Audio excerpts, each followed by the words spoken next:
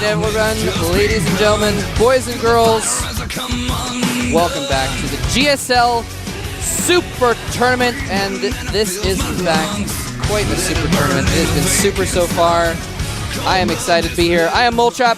With me is Wolf, and we are happy to be casting here for you today, casting some fantastic games and so it's far. only halfway over, Moltrap. Yeah. We've got FruitDealer versus Ace coming up, and Game 1 is going to be on Belshire Beach, which has drawn some epic games. Yeah, it's been pretty good stuff so far. Now, I actually didn't hear because I put my headphones on, and before they turn our mics on, I couldn't hear you. What were you saying about you had some idea of which map was going to be pivotal? We've got Belshire Beach up first, and we've got Xel'Naga Caverns, and I think that FruitDealer is going to struggle on Belshire Beach. Based on his play style, based on this kind of his funky sort of style, he doesn't really play the late game that well, and his late game, I think, me personally, can be kind of rocky. So I feel like if he loses Belshire Beach, Xel'Naga Caverns is going to be the map. Because I think he won't win the first game. I think he's going to struggle. Unless he's really aggressive and tries to end the game early, I think he's going to struggle. That's how I feel about this set. Okay. So that's how you roll.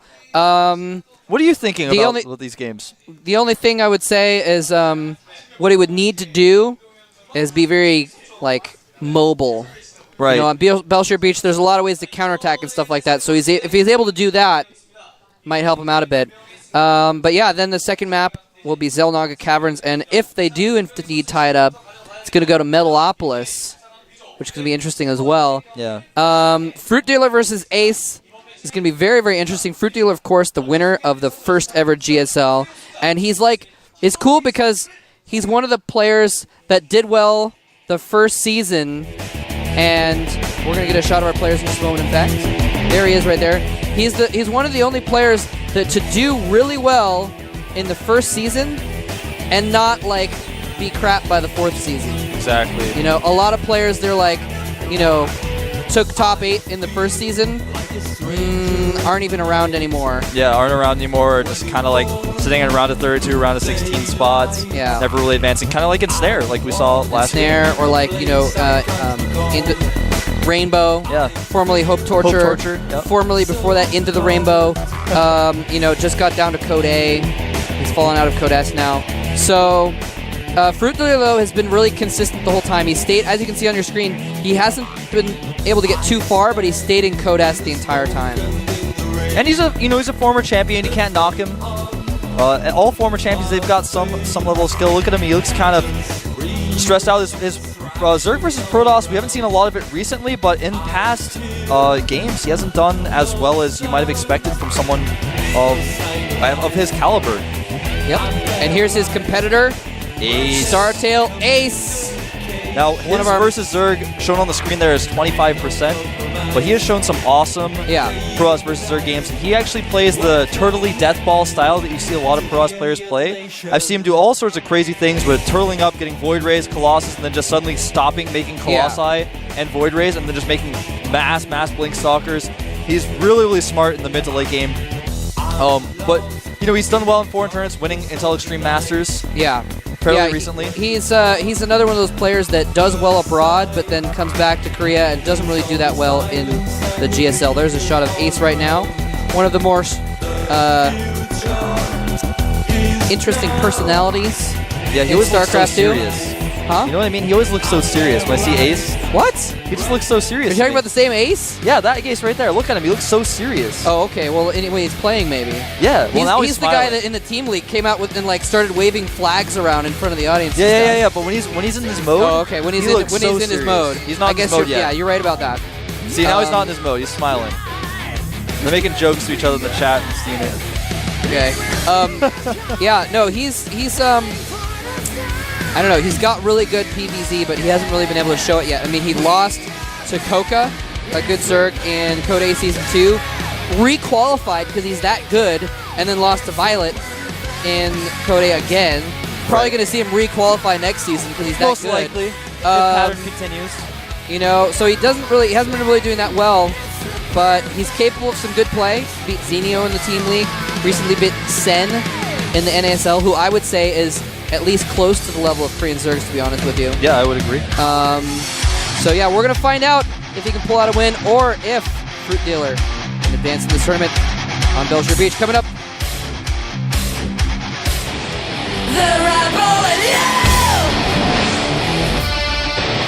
The rebel. GSL FruitDealer versus Startail Ace.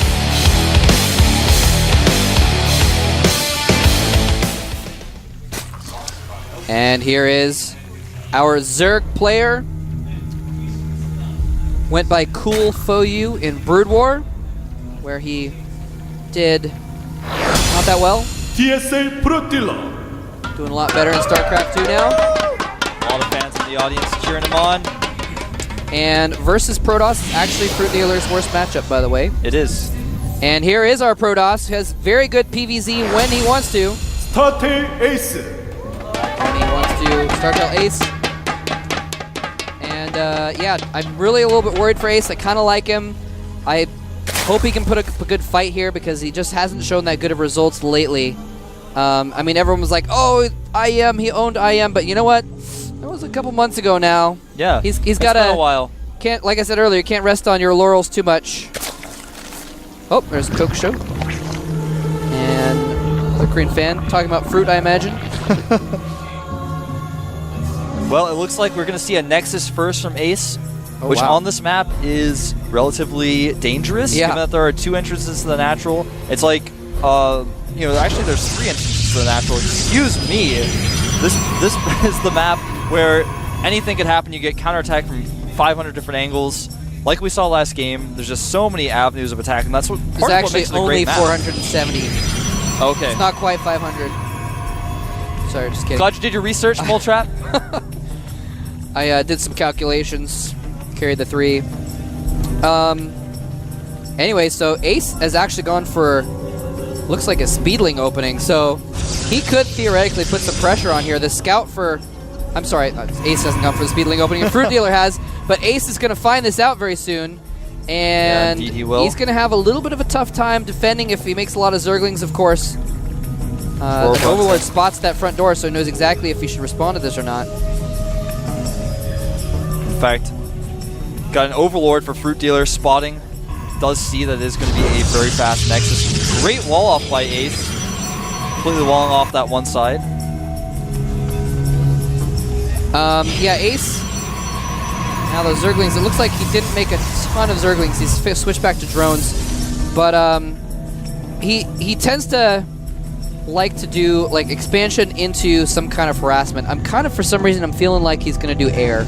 I don't know why, but I'm feeling like I'm probably going to be proven wrong. But I feel like because he's starting out with not many gateways, I think he's probably going to start getting gas and move into like Phoenix harassment or something like that. I don't know. Yeah, I think that on a map like this, that's quite good. But remember, there are lots of avenues of attack. So harassment-based play... I guess that's true. Well, harassment-based play of any kind on this map is very strong.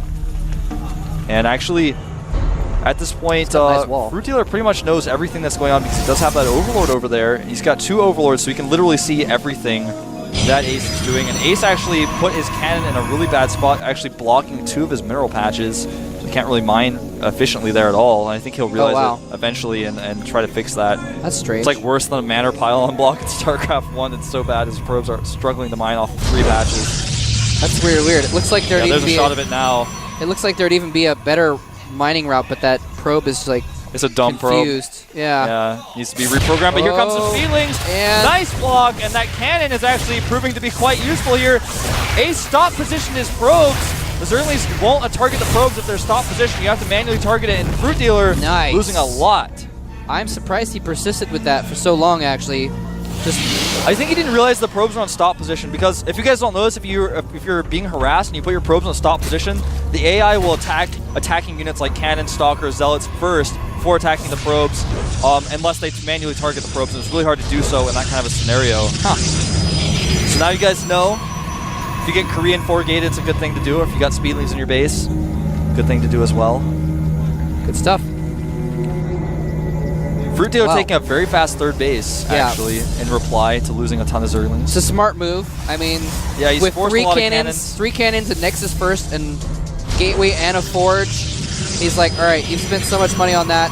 The Cyber Core just got up. There's no way you're going to attack me for at least a little bit. I can get this 3rd hatch up pretty easily and run it up even probably. before having to worry about too major of an attack. And there is the Stargate with a Void Ray coming out. Not exactly what I was expecting as far as air. I was thinking more Phoenix harass, but Void Ray maybe followed up by Phoenix can be very powerful. Yeah, that is really popular right now. You get the first Void Ray out, the Phoenix just lift up the Queens. And if you don't have Spore Crawlers, you kind of just die, lose a ton of Overlords. And it's going to be very difficult to defend that third base location if the Void Rays are controlled properly, if the Phoenixes follow up nicely, because that third base is relatively far away. Yep, and FruitDealer has no idea this is coming just yet. He's actually going to wait for the Phoenix before moving out with the Void Ray. Oftentimes you see them just say, you know what, I don't even care if they know about this Void Ray, and actually he is going to move out with Void Ray and kill some Overlords. Yeah, sometimes it's good to move out with that Void Ray, get as many Overlord kills as you can, because your opponent might blindly prepare anyways, and so you might as well get as much out of it as you can. Yep, and FruitDealer did have an extra queen, and he's making even a fourth queen now, so he's going to be fine. Also made an Evo Chamber, is starting to get ranged upgrades, so he's going to be able to put down Spores as well, so he's going to be totally safe against this air. Especially just one Stargate. Be just fine. Should be definitely fine. Phoenix runs in here, trying to get some scouting information. Wants to see the lair timing. Now here's the thing. Go ahead. Go ahead. Okay. Here's the thing is, he's going Robo, and I think he wanted to like use the air to force Hydras and then go Robo, but I don't think he's gonna do that because since he had the Evo Chamber, he can deal with it with Spores. And he doesn't need to bother with the with the Hydras. That's really, really smart. And that's normally what Stargate play. For a while, people started to realize that if you make a Stargate and your opponent makes Hydras, you're in great shape if you just immediately start a Robo and start taking a Colossus, because there's no way the Hydras are really going to punish you if you just make a few air units and then you already have Colossi out. But whoa! In fact, that's going to put him up to 7 gateways. So he wants to do a really nice timing attack here, and it might be the last thing FruitDealer expects. He knows the third base is there. He knows FruitDealer isn't going to have a ton of units out to defend.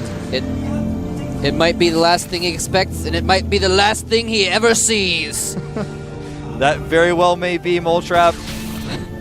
And it looks like Ace is actually, I don't know what he's doing, clearing out those Zergans. He might be thinking about taking a third. Yeah, he might just be like kind of making FruitDealer think, oh, you're going to take a third base. Yeah. And then he's not going to do it.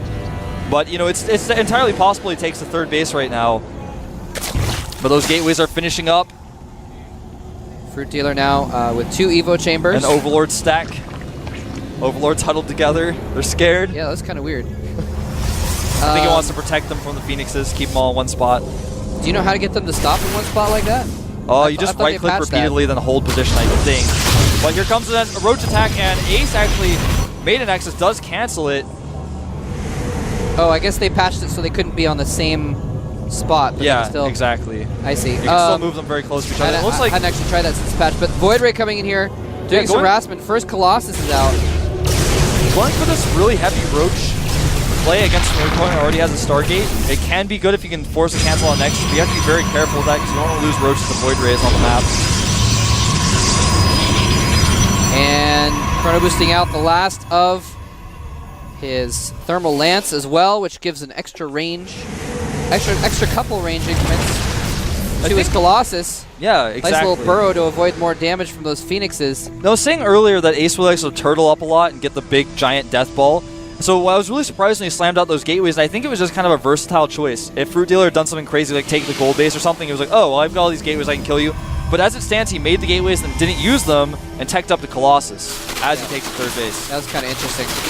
Maybe he was like expecting it, like, I don't know, maybe something tipped him off and made him think that he was going for mass roaches or something like that. Anyway, those roaches now have tunneling claws. They have their shark fins, which they can actually use under the water now. They can go up to the citizens of Belshire Beach and scare them, make the lifeguard panic, and get a spear gun out.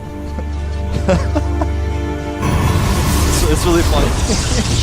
Because they really do look like sharks that are burned under the water. Yeah. Makes me laugh a lot.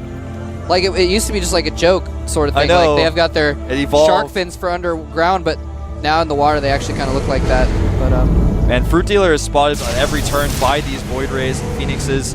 The Ace has constantly staying around them. FruitDealer split his attack group into 2 groups. He's going to try to attack that third base, but Ace's cannons finish just in time. He's going to engage this. Nice force field trapping some of those roaches. Nice. And he's not even using the burrow movement. There he goes. Get those roaches out of there. He does have a single observer on the map, and it happened to be right above that battle.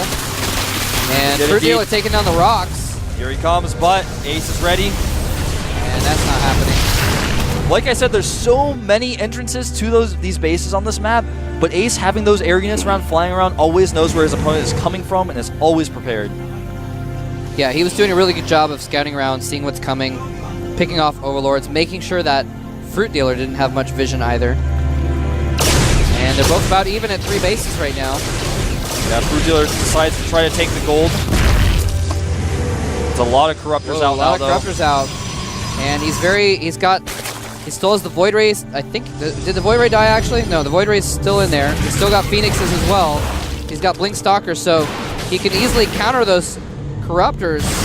Yeah, FruitDealer has to be very careful with his army right now. Phoenixes do spot the gold base going up, and I think that might trigger Ace to attack.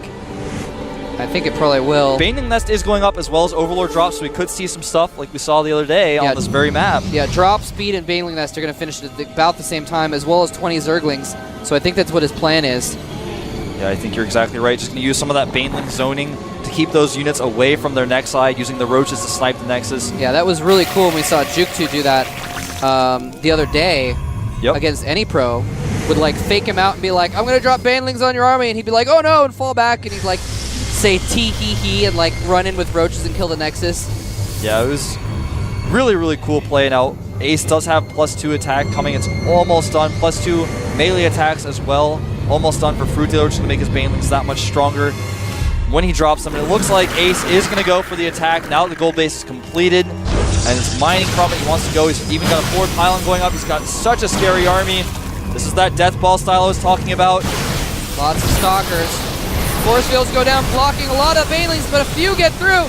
And the Banelings are going to drop all over the Stalkers, doing major, major damage. The Corruptors taking out the Colossus as well, and FruitDealer powers through that army, is able to completely obliterate most of the force of Ace and send him packing. Now he does have a ton of Corruptors that are just sitting there useless now, so he may be able to fend off those roaches, but no, not quite. 21 roaches in production compared to 1 Immortal and 3 Stalkers. Yeah, Ace is in a lot of trouble. Roaches trying to do the best they can. Ace doing some nice blink micro, but the fact of the matter is more and more roaches are coming in. Even if he survives, the problem is the gold base is up, and he lost a huge amount of his supply. I feel like he probably could have ended the game if he hadn't overproduced Corruptors. Because he ended that battle with like 12 extra Corruptors. Yeah, I think he expected there to be more Void Rays in the composition, that's true, maybe. I guess he just wanted to make sure he didn't get taken out by Phoenixes, and I don't know. But if he'd had, you know, a few less Corruptors and instead another dozen Roaches, he could have easily taken out a lot more after winning that battle.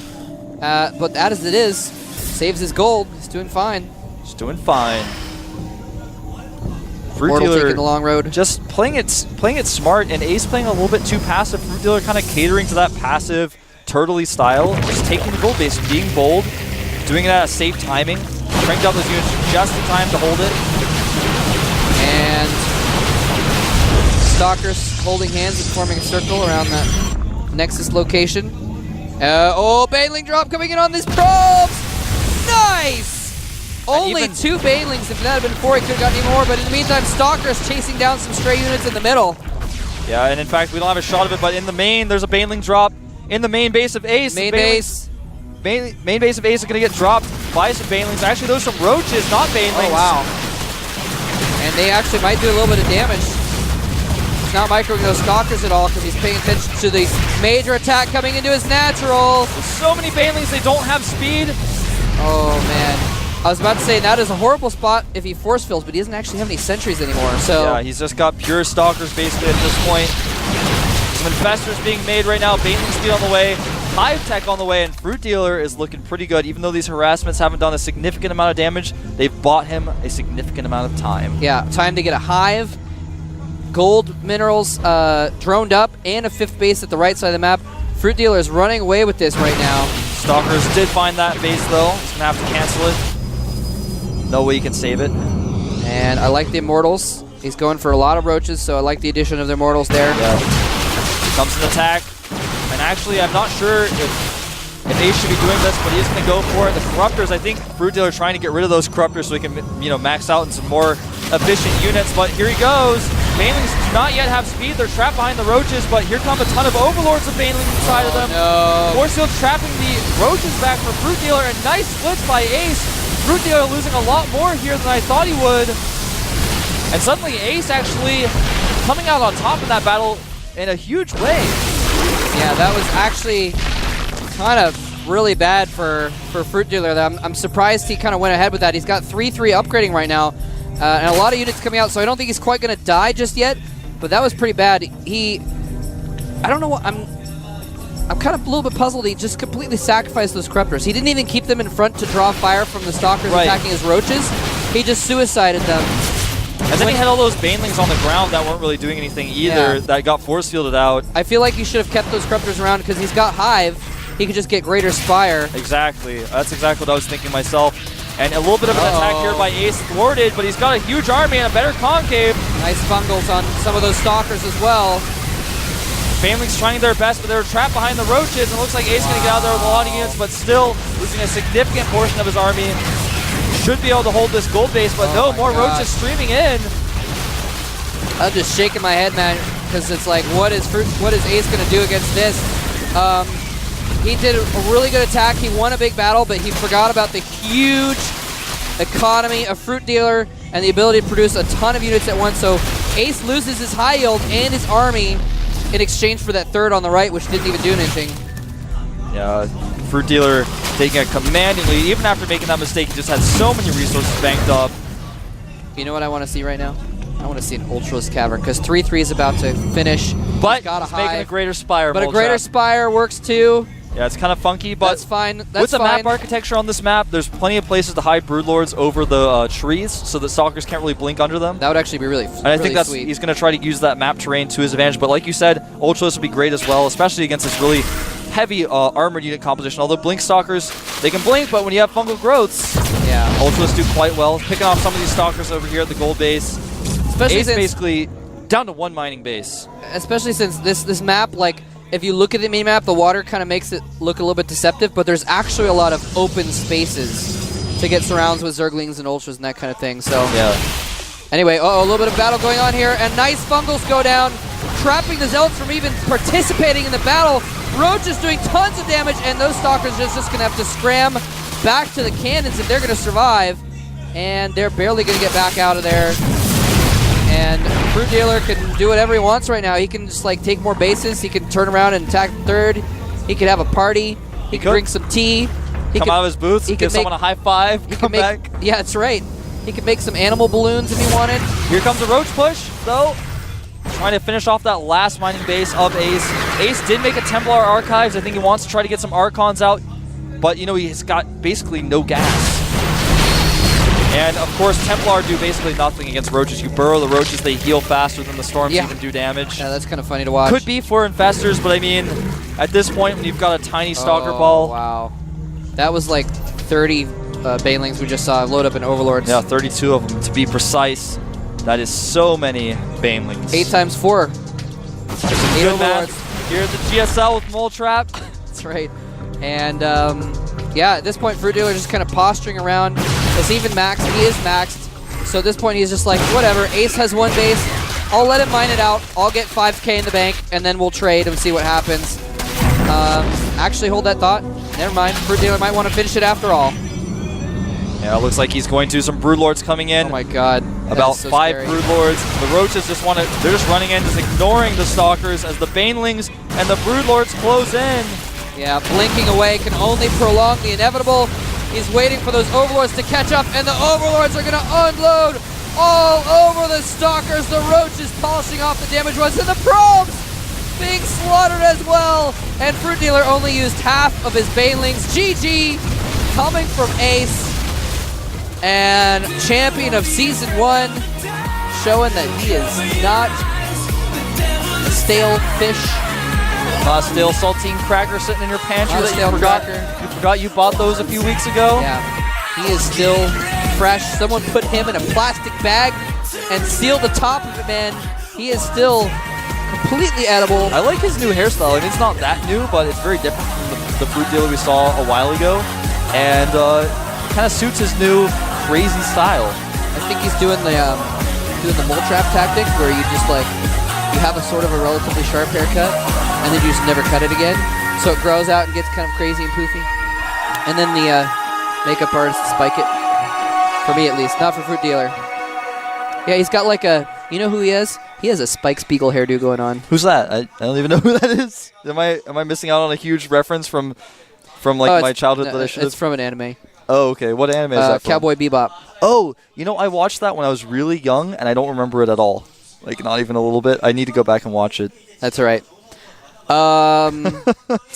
He has poofy hair. Kind of I think I know the character you're talking about. The main character. Yeah. I definitely know who you're talking about. Fruit Dealer should like dye his hair like tinted green so he fits the profile, and also should learn. I used to know the martial art that Spike Spiegel uses. I've forgotten now. I know. I remember them mentioning it, but it's been so long. It's the whatever Bruce Lee like came up with or perpetuated. Anyway, doesn't matter because Fruit Dealer's up 1-0 over Ace, and Ace is a little bit against the ropes here, showing that he's kind of continuing his trend of not doing well in Korean Star Leagues.